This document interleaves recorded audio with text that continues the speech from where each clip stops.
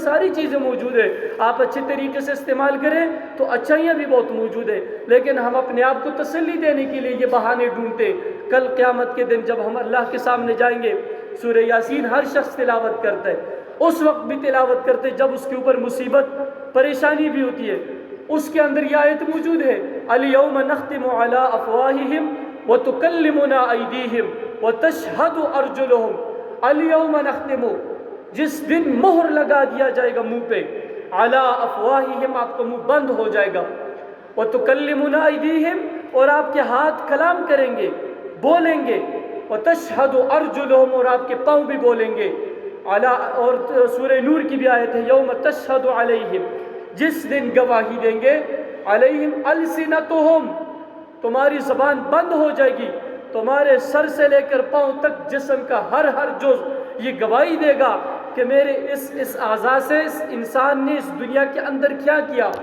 تو پھر اللہ رب العالمین نے دو قسم کے ریکارڈنگ اس زمین کے اندر بھی چھوڑ دیے، ایک انسان کے یہ اعضاء، ایک زمین کا وہ ٹکڑا، جس زمین کے جس ٹکڑے پر آپ قدم رکھتے ہیں، جہاں جہاں پر آپ قدم رکھیں گے، نماز کے لیے جانا ہے، تلاوت و قرآن پاک کے درس کے لیے جانا ہے، تو یہ زمین کل قیامت کے دن آپ کے حق میں آپ کی سفارش کے لیے کھڑی ہو جائے گی۔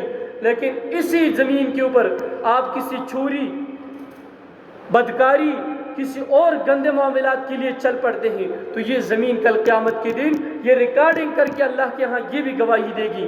اسی طریقے سے یہ قبر کا جو 2 فٹ کا جو جگہ ہے، یہ انسان کو 70 مرتبہ روزانہ کے اعتبار سے پکارتی ہے کہ انسان تو نے آج ہی میری طرف آنا ہے، میری طرف آنے کی تیاری کر۔ یہ ساری باتیں ہم سمجھتے ہیں، کرتے ہیں، لیکن کبھی ہم نے یہ نہیں سوچا کہ ہم اللہ کے ساتھ کن کن کو شریک کرتے ہیں، کس انداز میں شریک کرتے ہیں۔ ہماری نمازیں شرک سے پاک نہیں، ہمارے روزے شرک سے پاک نہیں، ہماری تلاوتیں اور ہماری دعائیں شرک سے پاک نہیں۔ یہ بات آپ کو عجیب سے لگے گی کہ یہ کیسی بات ہے، ہم نماز پڑھیں اور اس میں بھی شرک۔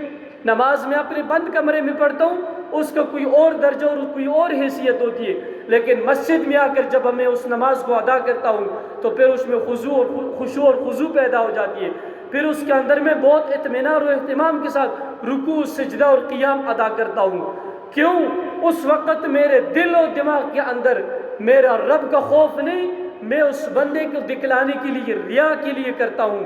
تو فرمایا یہ شرک اصغر نہیں، بلکہ اپنے رب کے ساتھ شریک کر رہے ہو عبادت میں، یہ شرک اکبر ہے۔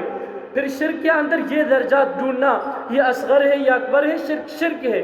شرک کے بدبو سے اللہ ہم ہر ایک مسلمان کو محفوظ فرمائے۔